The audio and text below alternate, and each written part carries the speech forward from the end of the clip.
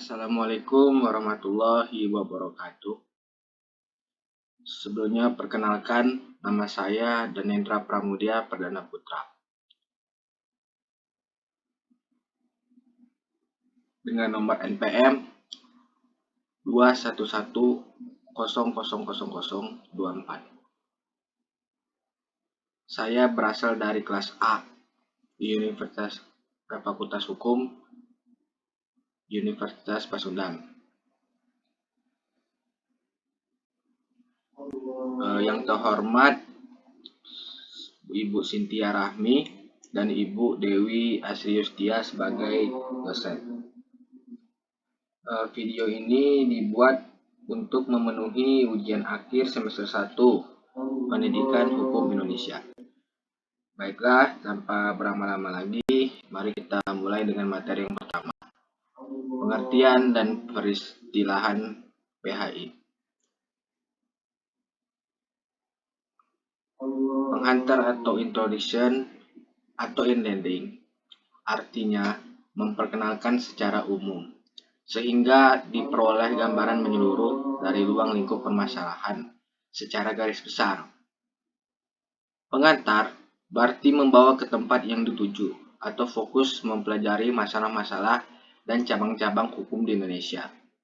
Jadi, pengantar hukum Indonesia atau PHI adalah mata kuliah dasar yang mempelajari keseluruhan hukum positif sebagai suatu sistem hukum yang sedang berlaku di Indonesia secara garis besar.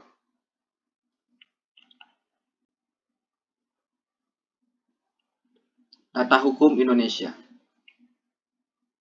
Tata hukum atau dalam bahasa Belanda disebut Rechtsorde adalah susunan hukum yang terdiri atas aturan-aturan hukum yang tertata sedemikian rupa sehingga orang mudah untuk menyelesaikan peristiwa hukum yang terjadi di masyarakat. Tata hukum yang sah dan berlaku pada waktu tertentu di negara tertentu disebut sebagai hukum positif atau ius constitutum. Tata hukum Indonesia adalah tata hukum yang diterapkan oleh pemerintah Indonesia yang terdiri dari aturan-aturan hukum yang ditata atau disusun sedemikian rupa serta saling berhubungan. Tata hukum di Indonesia terdiri atas tingkatan yang paling tinggi sampai yang terendah. Tata urutan tersebut mengandung konsekuensi bahwa peraturan yang urutannya lebih rendah tidak boleh bertentangan dengan perundang-undangan yang lebih tinggi.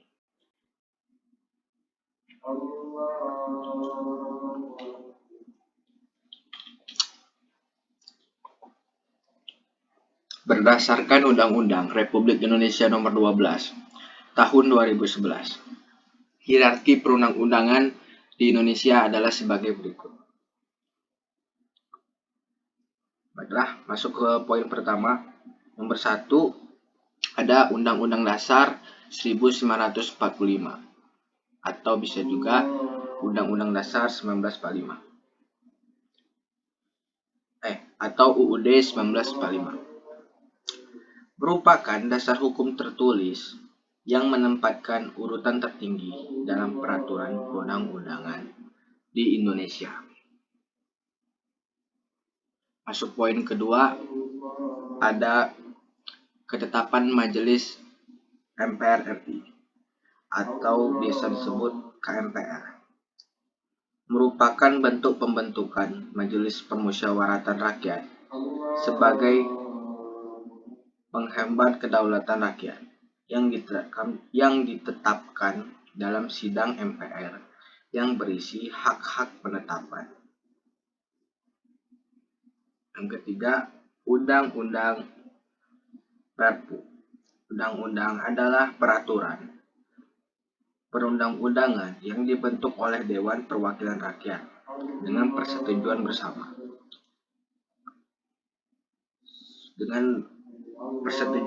Presiden. Sedangkan Perpu adalah peraturan perundang-undangan yang dibuat Presiden dalam keadaan genting.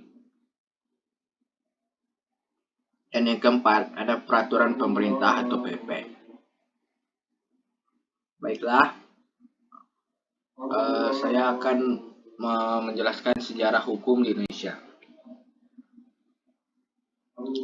Sejarah hukum adalah suatu metode dan ilmu yang merupakan cabang dari ilmu sejarah yang mempelajari, menganalisis, dan kecenderungan, dan menarik kesimpulan tertentu tentang setiap fakta, konsep kaidah dan aturan yang berkenaan dengan hukum yang pernah berlaku baik secara kronologis dan sistematis. Berikut sebab akibat serta ketersentuhannya dari bidang lain dari hukum. Hukum di Indonesia merupakan campuran dari sistem hukum Eropa, hukum agama, dan hukum adat. Sebagian besar sistem yang dianut, baik perdata maupun pidana, berbasis pada hukum Eropa, khususnya Belanda. Karena sejarah aspek masa lalu Indonesia yang merupakan wilayah jajahan dengan sebutan Hindia Belanda. Hukum agama, karena sebagian besar masyarakat Indonesia menganut Islam. Selain itu, berlaku juga sistem hukum adat yang diserap dalam perundang-undangan atau jurisprudensi yang merupakan penerusan dari aturan-aturan setempat dari masyarakat dan budaya yang ada di wilayah Nusantara. Inilah macam-macam sistem hukum.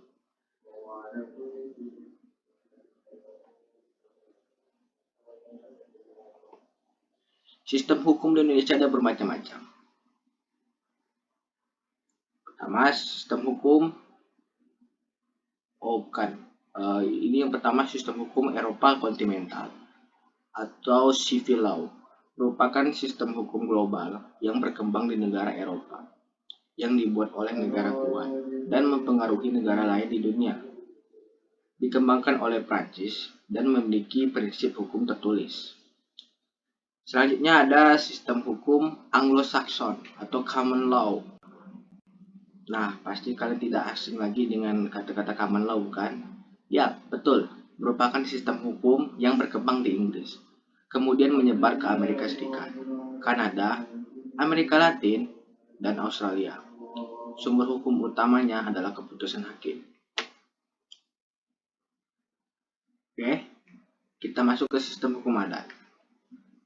Hukum adat adalah hukum non-statutair yang sebagian besar merupakan kebiasaan dan sebagian lagi merupakan hukum Islam. Hukum adat juga merupakan hukum yang berdasarkan keputusan-keputusan yang berisikan asas-asas hukum dalam lingkungan, di mana ia memutuskan perkara. Hukum adat berurat akar pada kebudayaan tradisional. Oke, selanjutnya ada sistem hukum Islam. Kaidah-kaidah yang didasarkan pada wahyu Allah Subhanahu wa Ta'ala dan sunnah Rasul mengenai tingkah laku mukallaf atau orang yang sudah dapat dibebani kewajiban yang diakui dan diyakini yang mengikat bagi semua pemeluknya. Sistem hukum gereja adalah hukum gerejawi internal yang mengatur gereja Katolik, baik gereja Latin dan gereja Katolik Timur, gereja Ortodoks Timur, gereja Ortodoks Oriental, dan Komuni Anglikan. Baiklah, kita akan selanjutnya materi selanjutnya adalah penggolongan hukum.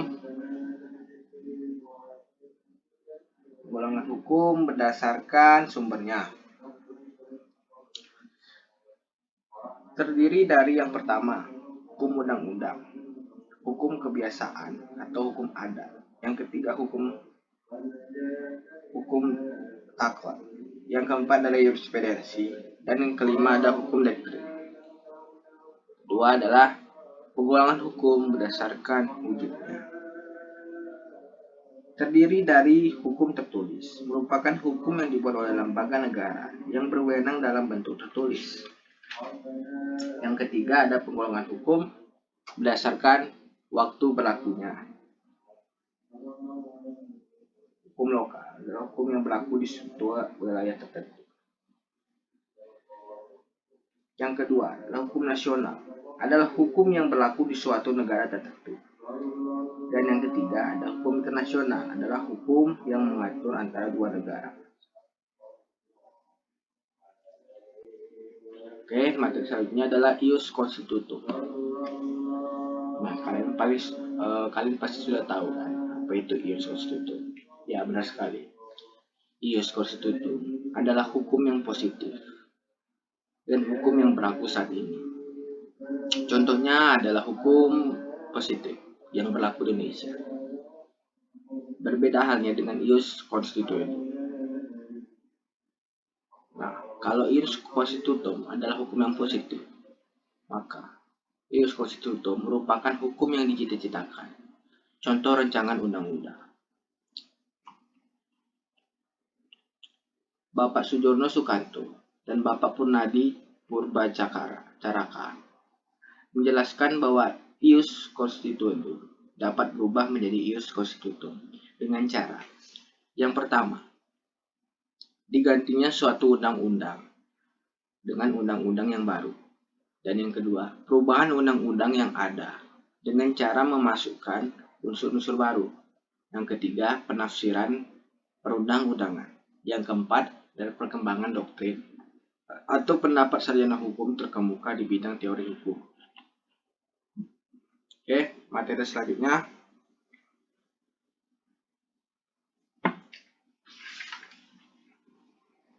Ada sumber hukum. Sumber hukum adalah segala apa saja yang menimbulkan aturan-aturan yang mempunyai kekuatan yang bersifat memaksa, yakni aturan-aturan yang kalau dilanggar mengakibatkan sanksi yang tegas dan nyata. Sumber hukum, menurut pendapat ahli hukum, sering disebut juga sebagai doktrin. Terdapat dua jenis sumber hukum. Yang pertama, ada hukum formal. Ialah tempat atau sumber dari mana suatu peraturan memperoleh kekuatan hukum. Dan yang kedua, sumber hukum material ialah apa yang dimaksud sebagai hal-hal yang dapat mempengaruhi penguasa dalam menentukan hukumnya. Macam-macam sumber hukum. Yang pertama ada peraturan perundang-undangan. Yang kedua ada kebiasaan. Yang ketiga ada jurisprudensi. Yang keempat ada traktat dan yang kelima ada doktrin. Oke, materi selanjutnya kita akan masuk ke hukum pidana.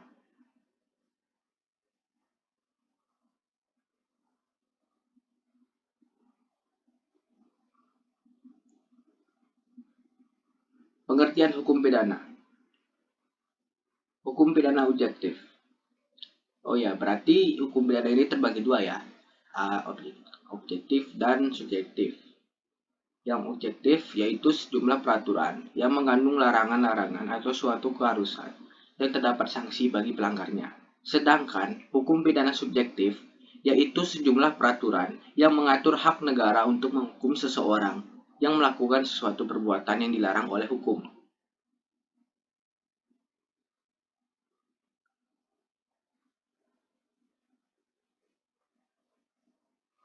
Asas-asas hukum pidana. Legalitas. Tidak ada suatu perbuatan dapat dipidana kecuali atas kekuatan aturan pidana dalam peraturan perundang-undangan yang telah ada sebelum perbuatan itu dilakukan. Terdapat dalam pasal 1 ayat 1 KUHP. Jika sesudah perbuatan dilakukan ada perubahan dalam peraturan perundang-undangan, maka yang dipakai adalah aturan yang paling ringan sanksinya bagi terdakwa. Terdapat di pasal 1 ayat 2 KUHP. Asas teritorial. Ketentuan hukum pidana Indonesia berlaku atas semua peristiwa pidana yang terjadi di daerah menjadi wilayah teritorial negara Kesatuan Republik Indonesia. Terdapat di pasal 2 dan 3 KUHP. Asas nasional pasif. Aturan pidana suatu negara berlaku bagi perbuatan yang dilakukan di luar wilayah, tetapi merugikan kepentingan nasional atau negara. Asas universalitas. Hukum pidana Indonesia berlaku bagi pelaku pembuatan pidana yang merugikan keselamatan internasional yang terjadi di daerah yang tidak bertentuan. Terdapat di pasal 4 ayat 4 KUHP. Asas nasional aktif. Hukum pidana Indonesia berlaku bagi orang Indonesia melakukan kejahatan tertentu di luar Indonesia. Harus ada ekstradisi pasal 5 ayat 1 KUHP. Asas tidak ada hukumannya tanpa ada kesalahan seseorang yang telah melakukan perbuatan yang bertentangan dengan peraturan hukum pidana yang berlaku tidak dapat dipidana oleh karena ketiadaan kesalahan dan pembuatannya tersebut.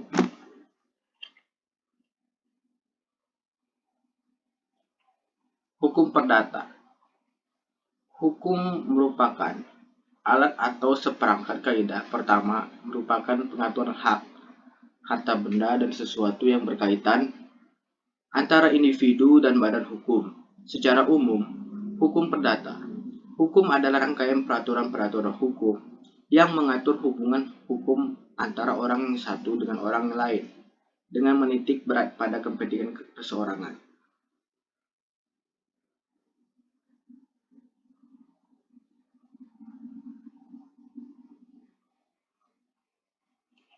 Sumber hukum perdata. Sumber hukum perdata ini meliputi sumber hukum material dan juga formil.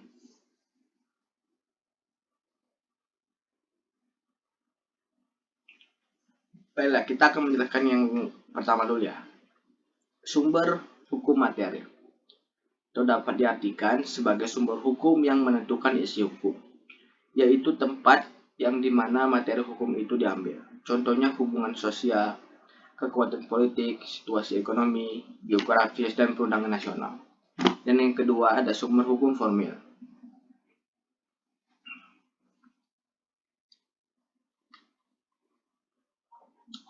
Ialah tempat untuk memperoleh kekuatan hukum. Contohnya, UU Jurisprudensi, perjanjian antara negara dan kebiasaan. Hukum perdata berdasarkan fungsi. Berdasarkan fungsinya, hukum perdata dibagi menjadi dua, yaitu hukum perdana formil, yang mengatur bagaimana cara seseorang mempertahankan haknya apabila dilanggar oleh orang lain. Yang kedua, ada hukum perdata formil.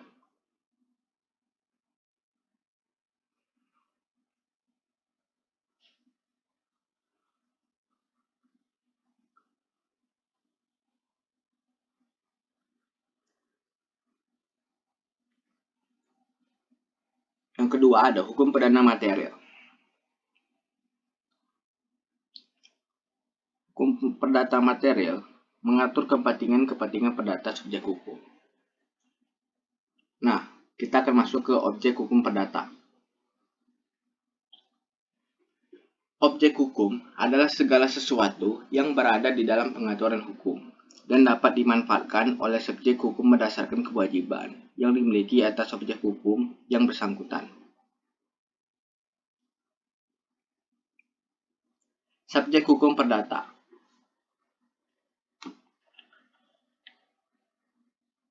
adalah setiap orang yang mempunyai hak dan kewajiban yang menimbulkan wewenang hukum yang termasuk dalam pengertian subjek hukum.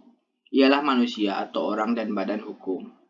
Misalnya PT dan koperasi. Asas-asas hukum perdata. Yang pertama ada asas kebebasan berkontrak. Asas kebebasan berkontrak diatur dalam ketentuan pasal 1338 ayat 1 KUHP yang menyatakan bahwa semua perjanjian yang dibuat secara sah berlaku sebagai undang-undang bagi mereka yang membuatnya. Kedua ada asas kepastian hukum. Asas kepastian hukum dapat diartikan sebagai asas bahwa segala jenis perjanjian haruslah ditepati. Perjanjian atau kontrak yang telah disepakati oleh pihak-pihak terkait memiliki dasar hukum yang jelas. Oleh karena itu, isi perjanjian haruslah dihormati, mengingat substansinya sangat penting selayaknya undang-undang yang mengikat pihak-pihak terkait. Yang ketiga ada asas konsensualisme. Asas konsensualisme ialah asas yang mengatur bahwa perjanjian haruslah didasarkan pada konsensus atau kesepakatan dari pihak-pihak terkait yang tercantum dalam pasal 1320 KUHP Perdata. Asas itikad baik. Asas itikad baik dikenal pula dengan istilah Goethro atau Goethite, dijelaskan dalam pasal 1338 ayat 3 KUHP bahwa Perjanjian haruslah dilaksanakan dengan itikat baik, yakni melaksanakan perjanjian dengan kejujuran. Selanjutnya ada asas kepribadian. Asas kepribadian ini menekan bahwa ruang lingkup pemberlakuan perjanjian hanyalah berkaitan dengan pihak-pihak yang membuat perjanjian saja. Demikianlah usai singkat mengenai 5 asas hukum perdata menurut ketetapan KUHP Perdata. Semoga informasi tersebut dapat bermanfaat. Baiklah, kita akan masuk ke bidang hukum perdata. Hukum orang mengatur tentang seseorang manusia sebagai penghukum hak dan kewajiban. Yang kedua ada hukum keluarga, mengatur hubungan hukum yang timbul karena hubungan keluarga. Dan yang ketiga ada hukum waris, mengatur tentang benda atau harta kekayaan seseorang yang telah meninggal dunia. Dengan perkataan lain, hukum yang mengatur peralihan orang dari benda dari orang yang meninggal dunia kepada orang yang masih hidup. Nah, kita udah masuk ke hukum tata negara nih. Apa sih hukum pengertian tata negara? Baiklah, saya akan menjelaskannya. Pengertian hukum tata negara. Hukum adalah seperangkat aturan atau kaidah untuk bersikap atau bertingkah laku, dan apabila dilanggar, dikenai sanksi. Tata negara adalah sistem penataan negara yang berisi ketentuan mengenai struktur kenegaraan dan substansi norma kenegaraan. Objek hukum tata negara. Yang pertama ada organisasi negara. Kedua ada struktur, tugas, dan wewenang dari alat kelengkapan negara. Yang ketiga ada hubungan antar alat kelengkapan negara. Yang keempat, wilayah negara sistem pemerintahannya. Kelima, hubungan antar warga negara dengan pemerintah dan sebaliknya. Subjek hukum tata negara.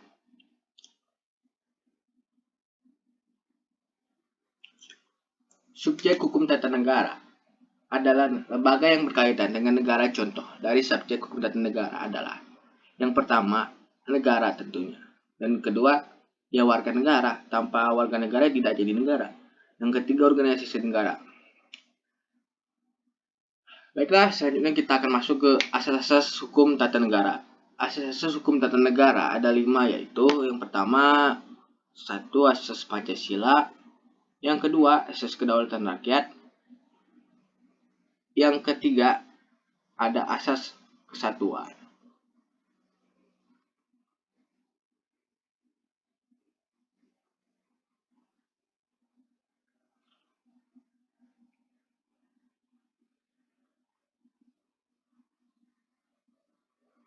Oh, baiklah, saya akan mengulangi ya.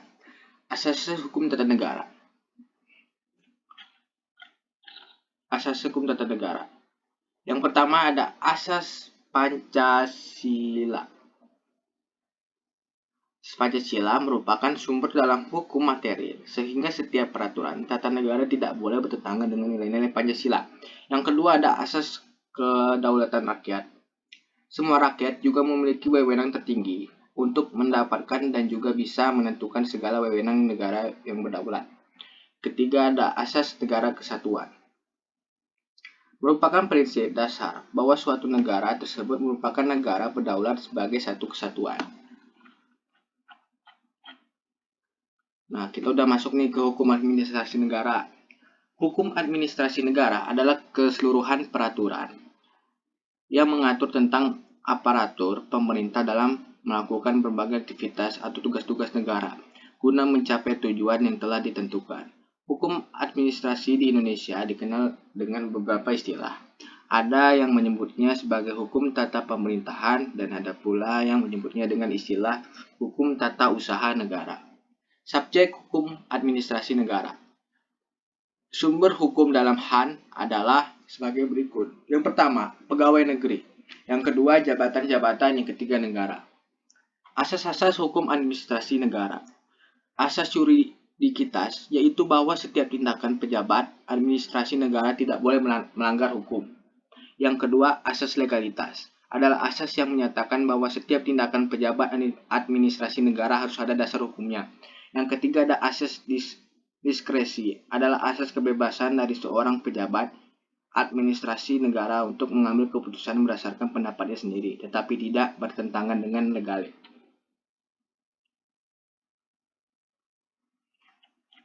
Sumber hukum administrasi negara. Sumber hukum historis meliputi undang-undang, putusan hakim, juga tulisan yang bersifat yuridis. Yang kedua ada sumber hukum sosiologis. Sosiologis mencakup faktor sosial yang mempengaruhi isi hukum positif, yang berarti peraturan hukum tertentu menggambarkan kenyataan yang hidup dalam masyarakat. Yang ketiga ada sumber hukum filosofis.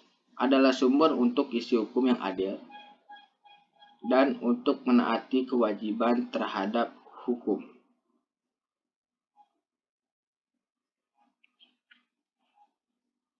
Oke, materi selanjutnya adalah hukum acara.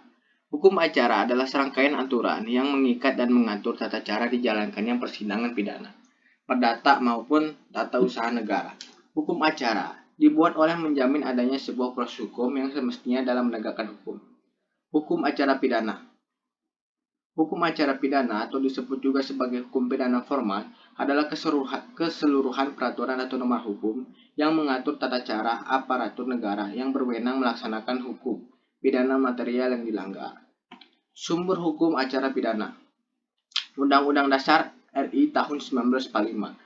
Kitab Undang-Undang Hukum Pidana atau KUHP, Kitab Undang-Undang Hukum Acara Pidana atau KUHP, Undang-Undang Nomor 2 Tahun 2002 tentang Kepolisian Negara, Undang-Undang Nomor 48 Tahun 2009 tentang Kekuasaan Kehakiman.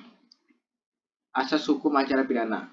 Asas praduga tak bersalah, asas peradilan berdasarkan undang-undang, asas pengawasan pelaksanaan putusan oleh pengadilan. Oke, kita masuk ke hukum acara perdata. Sumber-sumber hukum acara perdata. Yang pertama ada HIR atau Her Hersis Indonesia Reglement. Yang kedua ada RBG Reglement Bots Western. Yang ketiga ada RV Reglement Hukum Acara Perdata untuk golongan Eropa. Yang keempat Kitab Undang-Undang Hukum Perdata, Kitab Undang-Undang Hukum Dagang, dan kelima Undang-Undang. Asas-asas hukum acara perdata. Yang pertama, hakim bersifat menunggu. Hakim hanya menunggu datangnya perkara atau gugatan dari pihak atau masyarakat yang merasa dirugikan. Yang kedua ada hakim bersifat pasif. Apabila gugatan tidak diajukan oleh para pihak, maka tidak ada hakim yang mengadili perkara. Hukum acara peradilan agama. Hukum acara yang berlaku pada pengadilan agama adalah hukum acara perdata pada lingkungan peradilan umum, sebatas bila UU pengadilan agama tidak menentukan secara khusus, sama seperti halnya hukum acara perdata.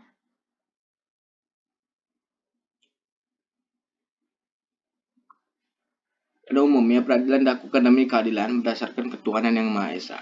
Sumber hukum peradilan agama. Yang pertama ada Undang-Undang 24 Tahun 2004 tentang kekuasaan kehakiman. Yang kedua, Undang-Undang Nomor 3 Tahun 2006 tentang perubahan Undang-Undang Nomor 7 Tahun 1949 tentang peradilan agama. Yang ketiga, Surat Edaran Mahkamah Agung sepanjang menyangkutnya acara perdata. Yang keempat, Undang-Undang Nomor 5 Tahun 2004 tentang perubahan atas Undang-Undang Nomor 18 Tahun 1985 tentang Mahkamah Agung. Yang kelima, Undang-Undang Nomor 1 Tahun 1974 tentang Perkawinan dan Peraturan Pemerintah Nomor 9 Tahun 1975 tentang pelaksanaan Undang-Undang Nomor 1 Tahun 1974. Masuk ke asas hukum acara peradilan agama. Peradilan agama adalah peradilan negara pasal 3 ayat 1 Undang-Undang Nomor 4 Tahun 2004. Pasal 2 Undang-Undang Nomor 7 Tahun 1989, Undang-Undang Nomor 3 Tahun 2006. Peradilan agama adalah peradilan bagi orang-orang yang beragama Islam. Pasal 1 Angka 1 Undang-Undang Nomor 7 Tahun 1989. Hukum acara peradilan tata usaha negara. Hukum peradilan tata usaha negara adalah seperangkat peraturan-peraturan yang memuat cara bagaimana orang harus bertindak terhadap dan di muka pengadilan, serta cara pengadilan bertindak satu sama lain untuk menegakkan peraturan hukum administrasi negara.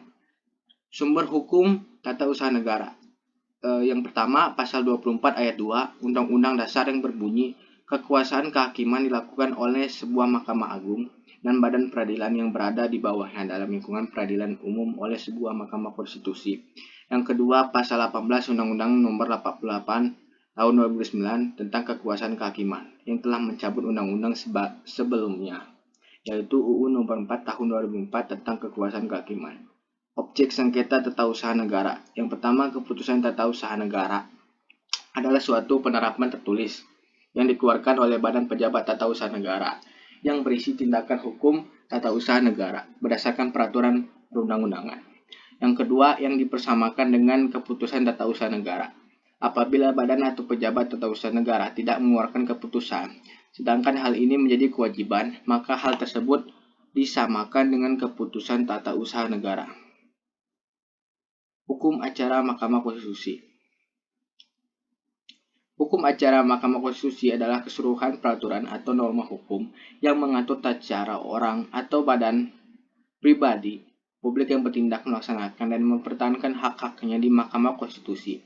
Sumber hukum acara Mahkamah Konstitusi.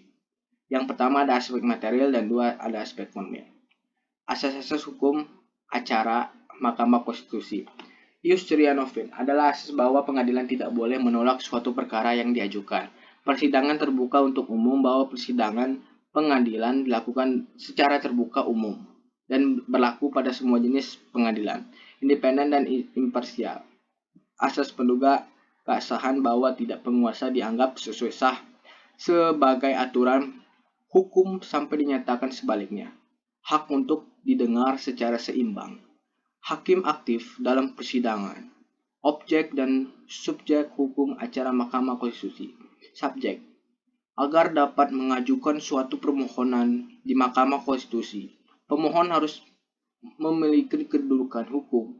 Persyaratan agar seseorang dapat dianggap memiliki kedudukan hukum adalah mereka harus memenuhi kualifikasi sebagai subjek hukum.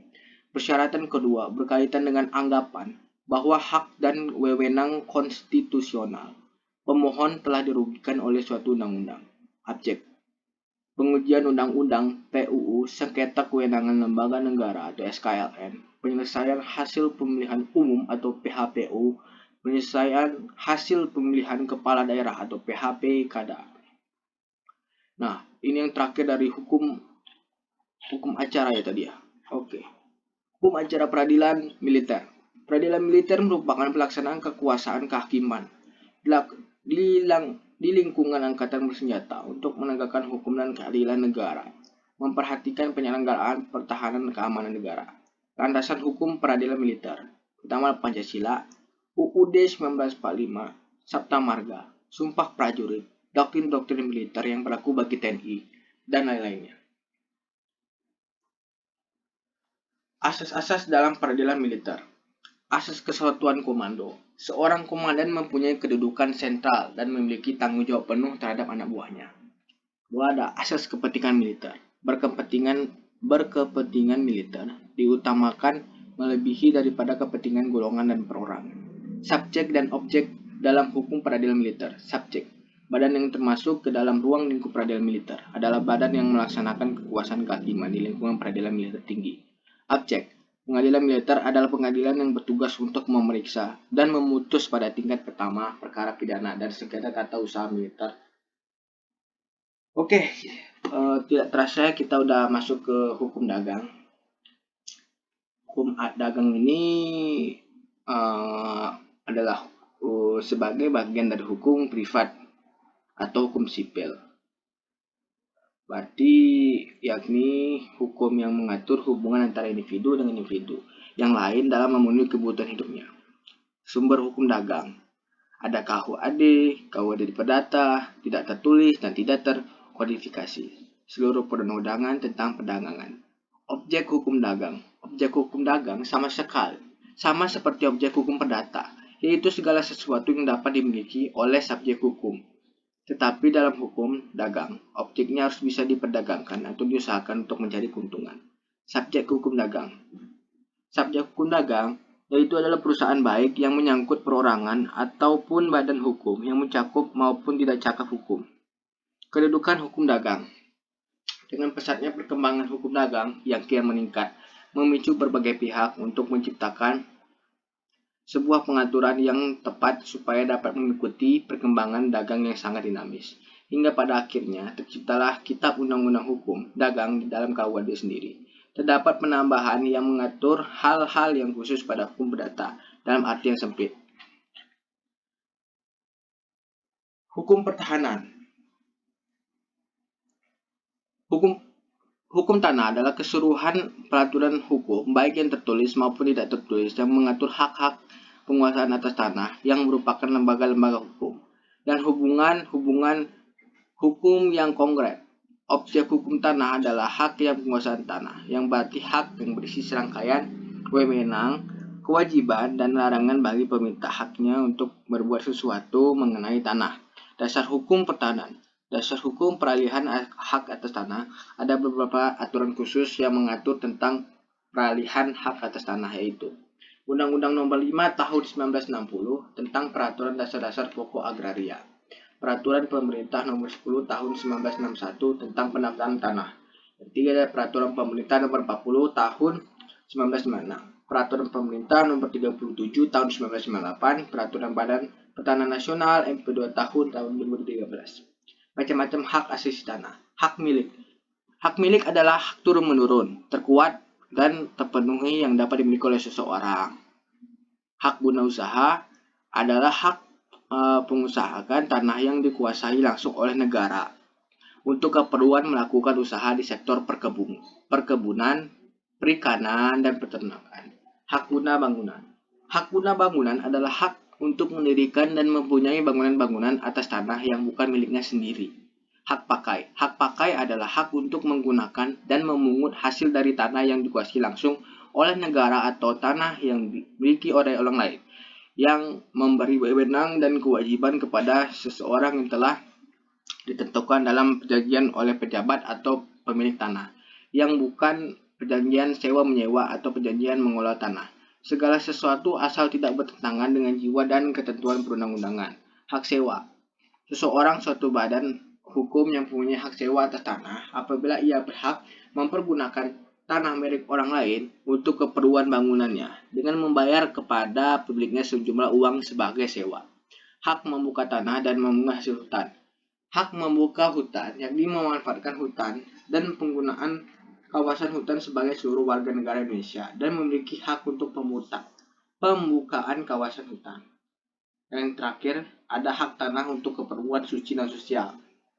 Hak milik tanah, badan-badan keagamaan dan sosial sepanjang dipergunakan untuk usaha dalam bidang keagamaan dan sosial, diakui dan dilindungi. Badan-badan tersebut dijamin pula akan memperoleh tanah yang cukup untuk bangunan dan usahanya dalam bidang keagamaan dan sosial.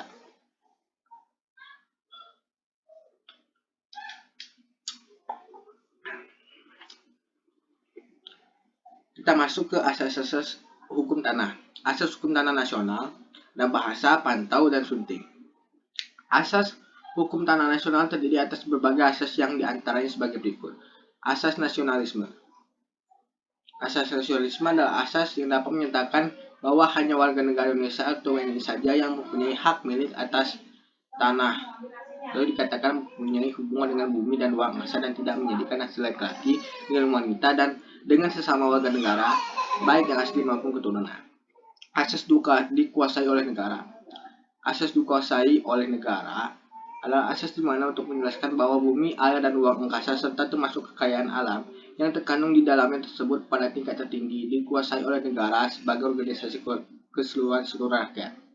Asas hukum adat yang disaner.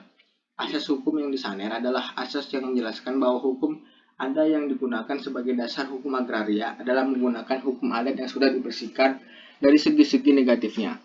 Asas fungsi sosial. Asas fungsi sosial adalah asas yang menyatakan bahwa penggunaan tanah tidak boleh bertentangan dengan kepentingan umum dan hak orang lain, kesusilaan dan keagamaan sesuai dengan pasal 6 UU PA. Asas kebangsaan. Asas kebangsaan adalah asas yang menyatakan bahwa setiap warga negara Indonesia asli maupun keturunan maka berhak memiliki hak atas tanah.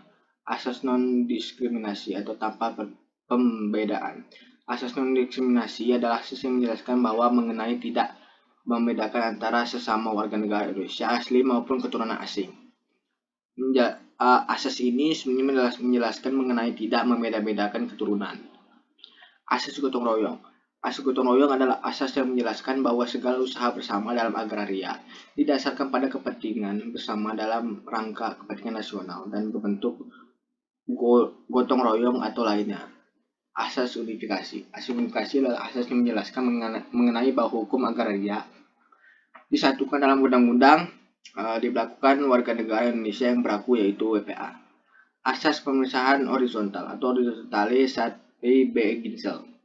Asas pemerintahan horizontal adalah asas yang menjelaskan bahwa terdapat pemisahan antara pemilik hak atas tanah dengan bangunan-bangunan atau benda-benda yang ada di atasnya. Nah, ini kita masuk ke materi yang terakhir. Di sini ada hukum perkawinan. Apa sih hukum perkawinan? Hukum perkawinan merupakan bagian dari hukum Islam yang memuat ketentuan tentang hak ikhwal perkawinan, yakni bagaimana proses dan prosedur menuju terbentuknya ikatan perkawinan. Bagaimana cara menyelenggarakan akad perkawinan menurut hukum? Bagaimana cara memelihara ikatan lahir batin yang telah diikrarkan? Dasar hukum perkawinan Indonesia. Dasar hukum perkawinan di Indonesia yang berlaku sekarang ini antara lain buku 1 dari Kitab Undang-Undang Hukum Perdata atau KUHPDT, yaitu bab sampai bab selanjutnya Undang-Undang Nomor 1 Tahun 1974 tentang perkawinan, Undang-Undang Nomor 7 Tahun 1989 tentang peradilan agama. Asas-asas hukum perkawinan. Asas hukum perkawinan. Perkawinan memiliki sisi hukum perdata. Terdapat di dalamnya berbagai ketentuan yang akhirnya menjadi asas atau aturan dasar perkawinan yang diatur dalam Undang-Undang Perkawinan, yaitu asas sukarela. Dalam perkawinan ini sangat amat penting bagi kesukarelaan di antara kedua mempelai maupun orang tua mempelai yang akan melaksanakan perkawinan, termasuk yang bertugas sebagai wali. Yang kedua ada asas persetujuan. Asas ini saling berhubungan dengan asas sukarela karena ditandai dengan tidak adanya unsur keterpaksaan antar kedua belah pihak yang akan menikah. Misalnya, apabila ada sepasang manusia yang akan menikah, maka orang tua masing-masing harus saling mengetahui dan menanyakan persetujuan terlebih dahulu satu sama lain. Apabila pernikahan dilakukan tanpa persetujuan salah satu pihak, maka pengadilan bisa membatalkan pernikahan. Asas-asas hukum perkawinan. Asas bebas memilih. Seseorang berhak atau bebas memilih untuk meneruskan perkawinannya dengan orang yang dia sukai atau yang dia tidak sukai. Bisa melanjutkan atau bila pula membatalkan perkawinannya. Yang keempat ada asas kemitraan. Adalah asas ini karena adanya tugas dan fungsi dari setiap pasangan yang berbeda karena perbedaan kodrat manusia yang dijelaskan dalam Quran Surat An-Nisa ayat 34 dan Quran Surat Al-Baqarah ayat 187. Yang kelima ada asas selamanya. Asas berbicara bahwa perkawinan adalah sesuatu yang dibangun untuk menciptakan jangka panjang. Adapun penjelasan semacam ini tercantum dalam Quran Surat Ar-Rum ayat 21. Asas ini juga menjadi dasar tidak diperbolehkannya nikah muda. Syarat perkawinan. Adapun syarat perkawinan tercantum dalam bab 2 pasal 6 sampai dengan 12 UU nomor 1 tahun 1974 antara lain. 1. Perkawinan harus didasarkan atas persetujuan kedua calon mempelai. Yang kedua, untuk melangsungkan perkawinan, seorang yang belum mencapai umur 21 tahun harus mendapat izin ke orang tua. Yang ketiga, dalam hal salah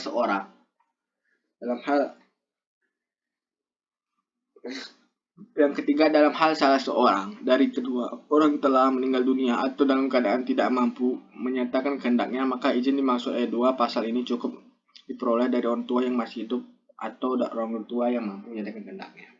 Dan masih ada lain yang keempat dan kelima. Oke, yang keenam ada ketentuan tersebut ayat 1 sampai dengan ayat 5. Pasal ini berlaku sepanjang hukum masing-masing agamanya. Oh, seperti yang kita lewatkan ya, yang keempat ya.